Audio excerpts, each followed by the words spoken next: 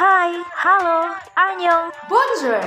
Halo teman-teman, perkenalkan saya Angie dan teman saya Carla, Mirel, dan juga Fari. Hari ini kami akan mengajak teman-teman untuk mengenal dan mencegah yang namanya korupsi.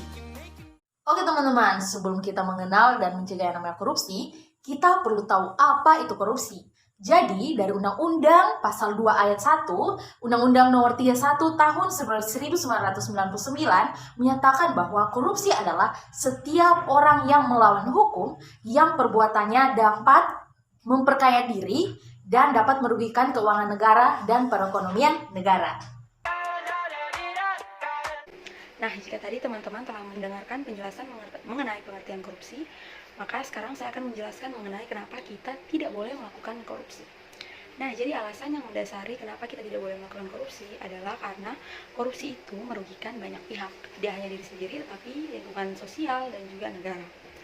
Nah, alasan lain mengapa kita tidak boleh melakukan korupsi adalah yang pertama, korupsi itu bisa menyebabkan penurunan pembangunan dan kesejahteraan masyarakat. Yang kedua, korupsi itu bisa membahayakan stabilitas dan keamanan masyarakat.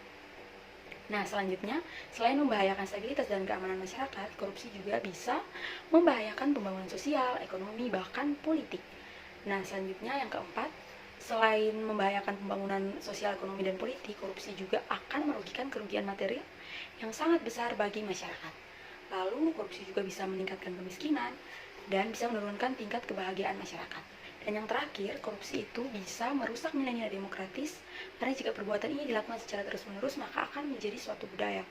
Sehingga pentingnya untuk menanamkan nilai-nilai anti korupsi sejak dini, melalui pendidikan anti korupsi yang tidak hanya diberikan kepada mahasiswa, melainkan juga kepada anak-anak di sekolah dasar, sekolah menengah pertama, bahkan sekolah menengah atas. Nah, jika tadi itu merupakan kerugian yang akan diterima oleh negara dan lingkungan sosial kita jika kita melakukan korupsi, maka selanjutnya kerugian apa sih yang akan diri kita sendiri terima jika kita melakukan korupsi? Nah, yang pertama, jika kita melakukan korupsi, maka kita sudah pasti akan dilengsarkan dari jabatan kita atau bahkan kita akan dipecat dari pekerjaan kita. Lalu yang kedua, kita akan dikucilkan dari lingkungan sosial kita, bahkan dijauhi oleh pergaulan kita. Dan yang terakhir, karena korupsi adalah perbuatan dosa, maka seharusnya kita mendekatkan diri kepada Tuhan dan menjauhi dosa, dalam hal ini korupsi. Sekian penjelasan dari saya, selanjutnya akan dijelaskan oleh rekan saya. Terima kasih. Setelah kita mengetahui pengertian korupsi dan mengapa kita tidak boleh melakukan tindakan korupsi, selanjutnya adalah apa sih yang harus kita lakukan bila kita menduga adanya tindakan korupsi yang terjadi di lingkungan kita. Yang pertama adalah dengan melaporkan kepada atasan yang dapat dipercayai untuk menindak lebih lanjut terkait dengan kecurigaan kita. Yang kedua adalah dengan langsung menghubungi layanan pengaduan Komisi Pemberantas Korupsi.